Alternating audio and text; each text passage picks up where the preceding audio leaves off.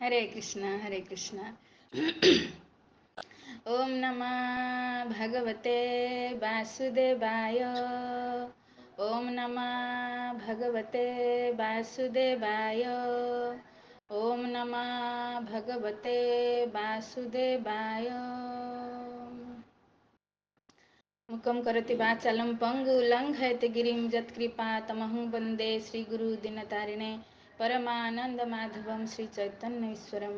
नमो विष्णुपादाय कृष्णप्रेष्ठाय भूतले श्रीमते भक्तिवेदान्त स्वामिनिति नामिने। नमस्ते सरस्वतीदेवे गौरवाणी प्रचारिणे निर्विशेष शून्यवादी पाश्चात्य दस्तारिणे।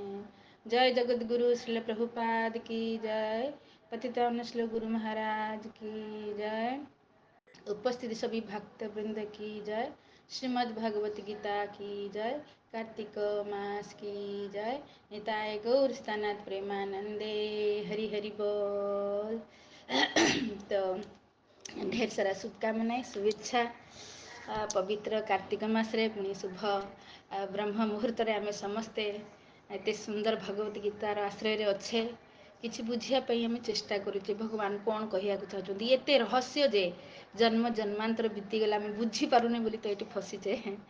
तो आज बहुत बड़ सौभाग्य आम समस्त प्रभुपाद असीम करुणारू आम भगवत गीतार यथारूप जी कि पूरा बुझे देते मूर्खरु मूर्ख व्यक्ति भी आपको पढ़ी बुझीपार आ मनुष्य जीवन उद्देश्य को बुझीपार।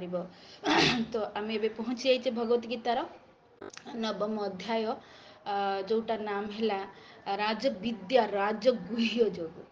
गुह्य माने कितने गुप्त यहाँ। हाँ आ केमती कहले विद्याकर राजा। विद्या माने ज्ञान है ना। विद्या माने आम ज्ञान जानू। ज्ञान माने कौन किछि जानिबा। कौन जानिबा कौन जानिबा आम भगवान को विषय जानिबा। आज आम दुखर कारण है आम भगवान को जानिने। आम स्कूल कॉलेज को जाऊे पाठ पढ़ापी किंतु सेठी जो पाठटा आमको पढ़ा जाऊँ से भगवान को विषय आमको जानापी किसी मिलूना। आम मैथमेटिक्स जानूचे आम साइंस जानूचे आम हिस्ट्री जानूचे आम किसी भी जानू से किंतु भगवान को आम जापारे से। तो से भगवान को जाने बोली से भगवान को जाना है बड़ गुप्त ज्ञान। गोटे मिनिट इको हो तमें कानर दे पार कि प्लीज मत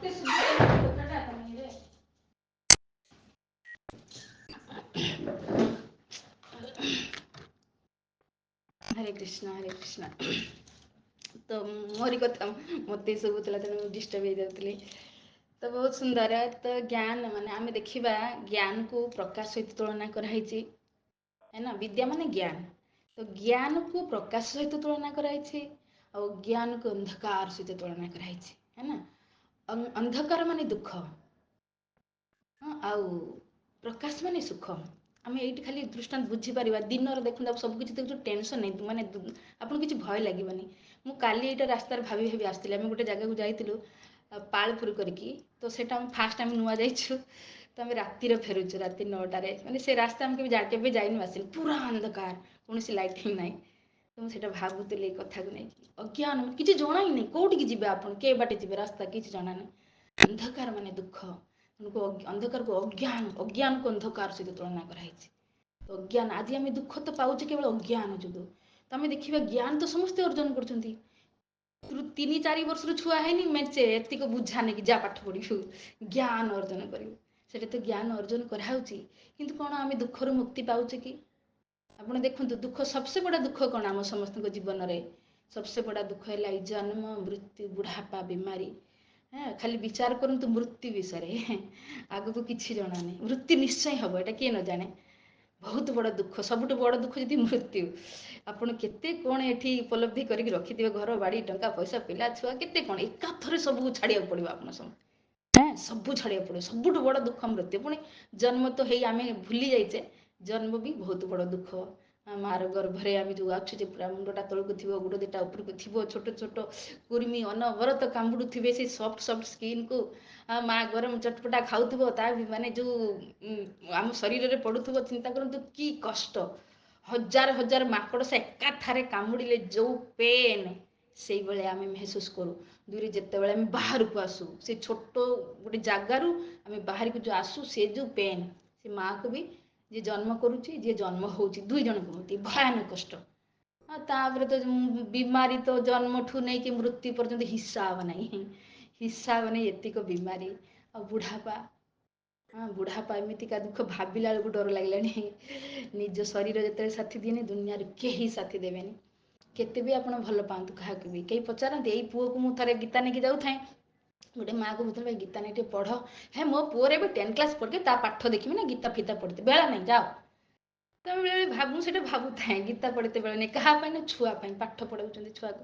ଆଉ ସେଇ ଛୁଆ ବାହା ହେଇସାରି ଚାକିରି ବାକିରି କରିବ, ବାହା ହେଇସାରିଲା ପରେ ତୁ କିଏ ନା ମୁଁ କିଏ, ସଂସାର କିଏ ନ ଦେଖୁଛି। ଏଇଟା ସାରା ସଂସାର ଏଇଟା ହଉଛି। କେହି ବାପା ମାଆକୁ ପଚାରୁନାହାନ୍ତି ଛୁଆମାନେ ଯେଉଁମାନେ ଚାକିରି ବାକିରି ବାହାରକୁ ଚାଲିଗଲେ। ସ୍ତ୍ରୀ ତ ଆଗେ ଆସି କହିବ ଭାଇ ମୁଁ ବୁଢ଼ା ବୁଢ଼ୀଙ୍କୁ ପଚାରି ପାରିବିନି, ସିଏ ମୋର କ'ଣ ତୋର କରିଥିଲି ତୁ କର। ତ ଯେଉଁ ସଂସାର ଆମେ ଏଇଟା ଦେଖୁଛେ ବହୁତ ଦୁଃଖ। କ'ଣ କୌଣସି ଆମେ ଏଇ ବିଦ୍ୟା ଅର୍ଜନ କରିକି ଏଇ ଦୁଃଖରୁ ମୁକ୍ତି ପାଇଛେ କି? କୌଣସି ମେଡ଼ିସିନ ବାହାରିଲା ଆମେ ବିମାରୀରୁ ମୁକ୍ତ ହେଇଯିବା, ବୁଢ଼ାପାରୁ ମୁକ୍ତ ହେଇଯିବା, ବା ଆଉ ମରିବାନି, ବା ଆଉ ଥରେ ଜନ୍ମ ହେବାନି, କୌଣସି ମେଡ଼ିସିନ ବାହାରିଛି ନାହିଁ। ତ ଇଏ ବିଦ୍ୟା ଆମକୁ ଇଏ ଦୁଃଖରୁ ମୁକ୍ତ କରିପାରିବ ନାହିଁ। ଜ୍ଞାନ ତ ସମସ୍ତେ ଅର୍ଜନ କରୁଛନ୍ତି। ଆହୁରି ତ 3 ପ୍ରକାର ଦୁଃଖ ଅଛି, ଆଦି ଦୈବିକ, ଆଦି ଭୌତିକ, ଆଦି ଆତ୍ମିକ। ଅନ୍ୟ ଜୀବ ଦ୍ୱାରା କଷ୍ଟ, ଅନ୍ୟ ଦେବତା ଦ୍ୱାରା କଷ୍ଟ ହେଇଗଲା। କ'ଣ ଗଲା ଏବେ କ'ଣ ଦାନା, ପୁଣି ଆଉଛି କ'ଣ ମାତାଜୀ କହୁଥିଲେ ବୁଲେଟ୍। ଯୋଉ ବି ଦେବତାଙ୍କ ଦ୍ୱାରା ଦୁଃଖ, କେହି ଏଥିରେ କିଛି କରିପାରିବେନି। ତ ଇଏ ସଂସାରରେ ଇଏ ଯୋଉ ଦୁଃଖ ଆମେ ପାଉଛେ, ଇଏ ଜ୍ଞାନ ଅର୍ଜନରେ ଏ ଦୁଃଖରୁ ମୁକ୍ତି ହେଉଛି କି? ପାଠ ତ ଆମେ ସମସ୍ତେ ପଢୁଛେ, ତେଣୁ ଏମିତିକା ଜ୍ଞାନ ଦରକାର ଯୋଉ ଜ୍ଞାନରେ ଆମେ ପରମାନେଣ୍ଟ ଏଇ ଯୋଉ ଦୁଃଖ ଜନ୍ମ ମୃତ୍ୟୁ ଜରା ବ୍ୟାଧି, ଆଦି ଭୌତିକ, ଆଦି ଦୈବିକ, ଆଦି ଆତ୍ମିକ, ଇଏ ପୁରା ଦୁଃଖରୁ ମୁକ୍ତି ପାଇବା। ସେଇଟା ହେଲା ବାସ୍ତବିକ ଜ୍ଞାନ। ସେଇ ଜ୍ଞାନ ଯେତେବେଳେ ଆମେ ମିଳିଯିବ ତ ଆମେ ସବୁ ଦୁଃଖରୁ ଆମେ ମୁକ୍ତି ପାଇଯିବା। ଆଉ ସେଇ ଜ୍ଞାନଟା ହେଲା ରାଜବିଦ୍ୟା। ସାରେ ବିଦ୍ୟାଙ୍କର ସାରେ ଜ୍ଞାନର ରାଜା। ତମେ ଏଇଟା ଗୋଟେ ସୁନ୍ଦର ଗୋଟେ ଦୃଷ୍ଟାନ୍ତ ମଧ୍ୟରେ ବୁଝିବା। ତ ଗୋଟେ ଜିଓଗ୍ରାଫି ଟିଚର ଥିଲେ, ଠିକ ଅଛି।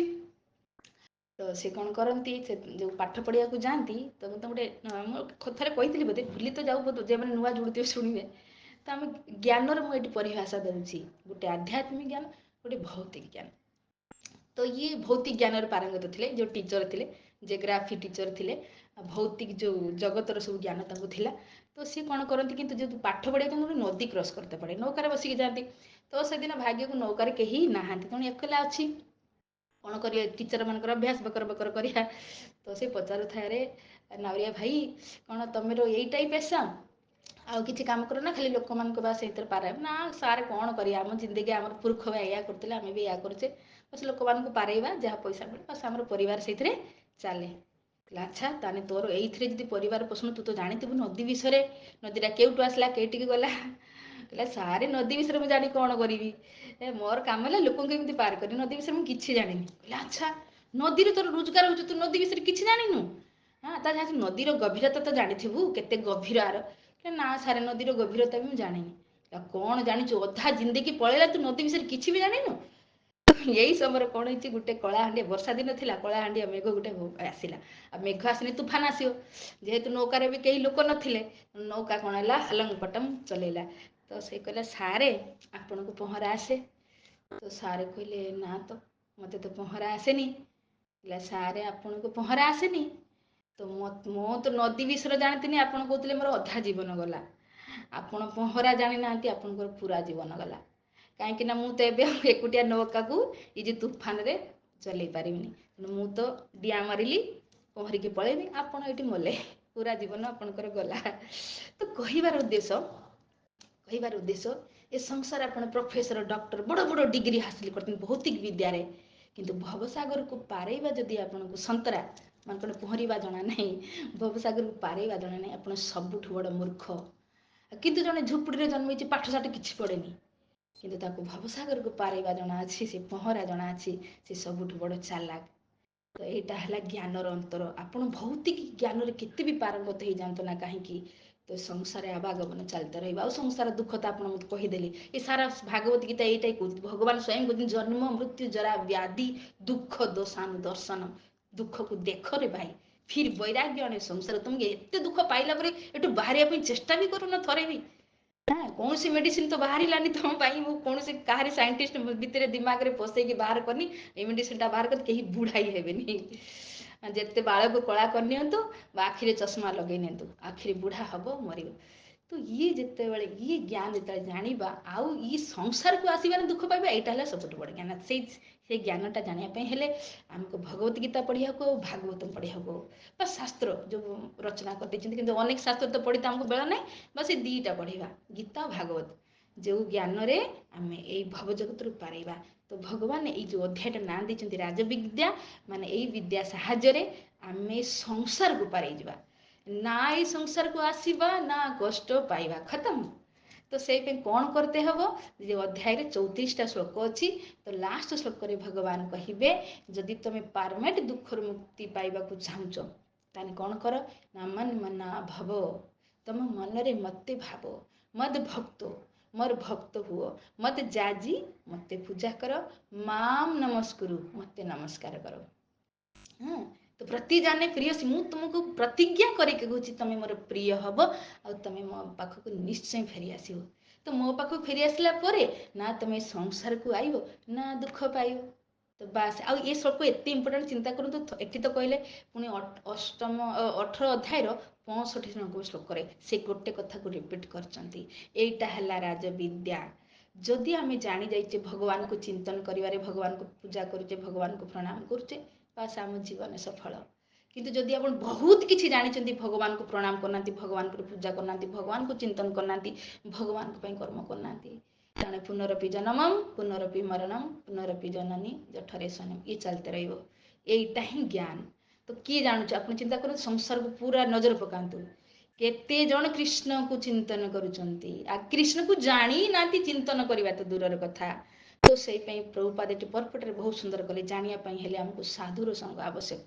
जो माने तांको मन को कृष्ण को चरण रे देइचंती तो सेई भली भक्तों को शरण रे जदि आमे जिबा फिर तांको पाखर जतले आमे सुनिबा फिर आमे भगवान को विषय जानिबा फिर जानिले आमे मन को भगवान पाखरे लगेबा मन एई पाई मागुचंती भगवान कहीं ना अंतिम समय रे मृत्यु समय रे सारे इंद्रिया आमर शिथिल पड़ा काम करेनी आखि देखि पारु नथबो कान सुनी पारु नथबो किछि इंद्रिया सब शिथिल हो जाती माने किसी काम कर शक्ति नथिबो किंतु मन केबे भी बुढ़ा हुए मन केबे भी शिथिल पड़ेनी सब ताजा से काली थिला आज अच्छे आम तो मृत्यु पर भी सही जीव तेणु भगवान मन को मागिछन मन को मो चिंतन रे लगाओ मो विषय भाव किंतु आमे कौन भावुचे संसार मुंडरे अच्छी मुंडरे पुओ अच्छी झी अच्छी स्वामी अच्छी टंका पैसा घर बाड़ी सारे मुंडरे कचड़ा भरी केते टाइम लगे हटेबा पुणी भगवान को पुरेबा से गीतार आम अष्टम अध्याय शुणिकी गले कौन अभ्यास जोग जुक्तेन चेतसा न अन्य गामीना अभ्यास करो तुम चेतनाटा मो पाखे लगे अभ्यास करते पड़ो आम जदि कह 50 वर्ष पर चिंतन करिया हबो तो से कौमारे आचरते प्राज्ञ धर्मान भागवता निह प्रहलाद महाराज कहते कुमार अवस्था अभ्यास कर भागवत भगवान को चिंतन करें भगवान एटा ही राजविद्या जेहेतु आम एक तो भगवान विषय जाने भगवान विषय चिंतन कर कौन करवा संसार तो किए बाबा बापू भगवान की बस किए गुरु भगवान हो बस तो अन्य धर्म कथा तो छाड़ दिंतु खाली आम हिंदू समाज में देखु हर गली कंदरे गोटे गोटे भगवान हो बस आउ से भगवान करके पूजा कर गुरु भगवान हो बसई अरे गुरु तो सी आमको भगवान पाखे मन लगे भी शिखेबे ना गुरु भगवान ही बुझे विचार करवा दरकार तो से भगवान ये मन मागुंट कौन मन मना भव तो मन रे मत भाव ये गुरु को भावी तो कहना तो गुरु कहीं आम करवा सी आमको शिखेबे केमी भावा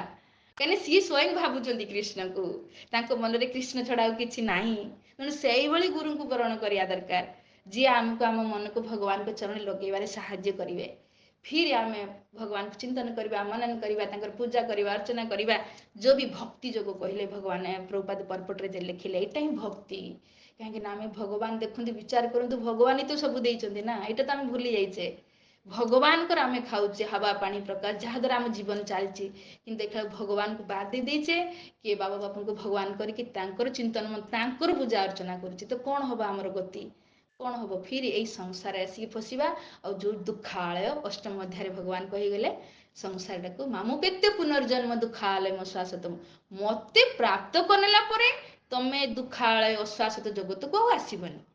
ତ ଏଇଟା ହେଲା ପାରମାନେଣ୍ଟ ମେଡିସିନ। କିନ୍ତୁ କ'ଣ କରତେ ହେବ ନା ଅଭ୍ୟାସ କରତେ ହେବ। ମତେ ପ୍ରାପ୍ତ କରିବା ପାଇଁ ପ୍ରଥମେ ତମ ମନକୁ ମୋର ଚିନ୍ତନରେ ଲଗାଅ।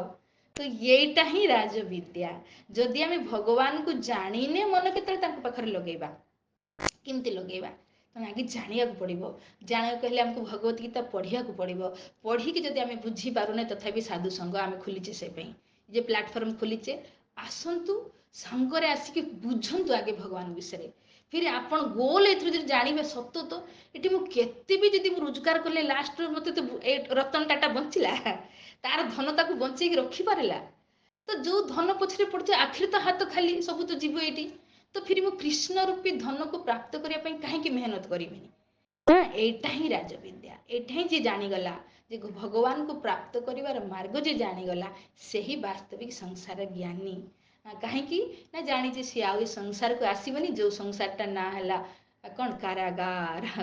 କାରାଗାରରେ ରହିକି କିଏ ସୁଖୀ ହେଇପାରିବ? କେବେ ସମ୍ଭବ ନାଇଁ। ତ ସଂସାରଟାକୁ କାରାଗାର କୁହାଉଛି ବା ଜେଲ କୁହାଉଛି। ଏଇ ଜେଲରେ ଆମକୁ ପ୍ରକୃତି 7 ପ୍ରକାର ଦୁଃଖ ଦଉଛି। ଜନ୍ମ, ମୃତ୍ୟୁ, ଜରା, ବ୍ୟାଧି, ଆଦି ଦୈବିକ, ଆଦି ଭୌତିକ, ଆଦି ଆତ୍ମିକ। ଏ 7ଟା ଦୌଡ଼ି ମାନ ଧରିକି ବା ଦଣ୍ଡା ଧରିକି ରୋଜ ମାଡ଼। ତ ବୁଦ୍ଧିମାନ ବ୍ୟକ୍ତି ଏଠୁ ବାହାରିବା ଦରକାର। ଆଉ ବାହାରିବା କ'ଣ? ଏଠୁ ବାହାରିବା ପାଇଁ ଆମର ନିଜର ସାମର୍ଥ୍ୟ ନାହିଁ, ବା ଯାହାର ଅଣ୍ଡରରେ ଅଛି ଜେଲର ଭିତରେ ଯୋଉ ଦୁର୍ଗା ଦେବୀ, ଯେ କି ମହାମାୟା, ସିଏ ବି ଆମକୁ ଯଦି କାକୁତି ମିନତି କରିବା, ଯେତେ ବି ଦୁର୍ଗାଷ୍ଟମୀ କରିବା, ମା ମତେ ଟିକେ ବାହାର କରିଦେ, ହଁ ସୁଖ ସମୃଦ୍ଧି ଆ ଭିତରେ ଟିକେ ଦେଇପାରେ ଜେଲ ଭିତରେ, କିନ୍ତୁ ବାହାର କରିବାରେ ତାର ବି ଶକ୍ତି ନାହିଁ। କେବଳ ଭଗବାନ ହିଁ ବାହାର କରିବେ। ସେଇପାଇଁ ଭଗବାନଙ୍କ ନାଁ ହେଲା ମୁକୁନ୍ଦ। ତ କାହିଁକି ନା ସେ ମୁକ୍ତିଦାତା, ସେ ଆମକୁ ଭବ ଜଗତରୁ ମୁକ୍ତି କରିବେ। କିନ୍ତୁ ଭଗବାନ କହିଦେଲେ ତମେ ମୁକ୍ତି ଚାହୁଁଛ, ଆଗେ ଜାଣ ତମେ ଏଠି କଷ୍ଟ ପାଉଛ ବୋଲି। ଯଦି ଜାଣୁଛ, ତାହେଲେ ଯଦି ମୁକ୍ତି ଚାହୁଁଛ, ତାହେଲେ ମୋର ଆରାଧନା କର। ତମ ମନକୁ ମୋର ଚିନ୍ତନରେ ଲଗାଅ, ମୋର ଭକ୍ତ ହୁଅ, ମତେ ପୂଜା କର, ମତେ ପ୍ରଣାମ କର, ତ ନିଶ୍ଚୟ ତମେ ମୋର ପ୍ରିୟ ହେଇଯିବ। ମୁଁ ତମକୁ ଏଠୁ ବାହାର କରିଦେବି, ଆଉ ଟେନସନ ନିଅନି। ଇଏ ହେଲା ଜ୍ଞାନ। ଯଦି ମୁଁ ମୂର୍ଖ, ପାଠ ବି ପଢିନି ନା, ଘରେ ଝୁପଡି ପଟରେ ଥରେ ବକ୍ତେ ଖାଉଛୁ, ଖଣ୍ଡେ ଫଟା ଲଙ୍କ ପିନ୍ଧୁଛି ବି ଚଳିବ। ଯଦି ଏତିକି କରିପାରୁଛନ୍ତି, ମନରେ ଭଗବାନଙ୍କୁ ଚିନ୍ତନ କରୁଛନ୍ତି, ନାମ କରୁଛନ୍ତି, ପୂଜା କରୁଛନ୍ତି, ଅର୍ଚନା ଭକ୍ତି ଯୋଗରେ ନିଜକୁ ଲଗେଇଛନ୍ତି ନା, ସବୁଠୁ ବଡ ବୁଦ୍ଧିମାନ ଆମେ। କିନ୍ତୁ ଯୋଉମାନେ କରୋଡ଼ପତି 10 ମହଲା କୋଠାରେ ରହିଲେ କ'ଣ ହବ? ପ୍ରକୃତି ତାକୁ ଛାଡ଼ିବନି, ପୁଣି ପୁନରପି ଜନ୍ମରେ ଫସିଯିବ। ବୁଦ୍ଧି, ଏଇଟା ହିଁ ଜ୍ଞାନ ବାସ୍। ଯଦି ଆମେ ଏଇଟା ବୁଝିଗଲେ, ଏ ସାଧୁ ସଂଘ ପ୍ଲାଟଫର୍ମରେ ଆସିକି ଦ୍ୱିତୀୟ କ'ଣ 9ମ ଅଧ୍ୟାୟର ଏ ଯେ 2ୟ ନମ୍ବର ଶ୍ଲୋକକୁ ବୁଝିଗଲେ, ରାଜବିଦ୍ୟା। ତ ଏଇଟା କେବଳ ସମ୍ଭବ ହେଇପାରେ ସାଧୁ ସଂଘରେ। ଆଉ ସାଧୁ ସଂଘ, ସାଧୁ ସେବା। ତ ଆମେ ବି ଆଜି କିଛି ମୁଁ 2 ପଦ କହୁଛି କେମିତିକା? ଯଦି ପ୍ରଭୁପାଦଙ୍କ ସଂଘ ନ ପାଇଥାନ୍ତି, ପ୍ରଭୁପାଦ ଯୋଉ ସଂଘ ଦେଇ ଦେଇଛନ୍ତି ତାଙ୍କର ଭକ୍ତ ମାନଙ୍କର ସଂଘ ନ ପାଇଥାନ୍ତି, କ'ଣ ମୁଁ ଆଜି ବୁଝି ପାରିଥାନ୍ତି? ନାହିଁ। ତେଣୁ ସାଧୁ ସଂଘ ଆମେ ଖୋଲିଛେ, ତ ଆପଣମାନେ ଆସନ୍ତୁ, ଏମିତି ଭଗବତୀ ଗୀତାକୁ ବୁଝନ୍ତୁ, ଆଉ ଦୁର୍ଲଭ ମନୁଷ୍ୟ ଜୀବନକୁ ଧନ୍ୟ କରନ୍ତୁ। ଆଉ ଯଦି କିଛି ଏଥିରେ ପ୍ରଶ୍ନ ଥାଏ, ତେବେ ଆପଣମାନେ ପଚାରିପାରିବେ। ସମୟ ହେଇଯାଇଛି। ହରେ କୃଷ୍ଣ କୃଷ୍ଣ କୃଷ୍ଣ ହରେ ହରେ, ହରେ ରାମ ରାମ ରାମ ହରେ ହରେ।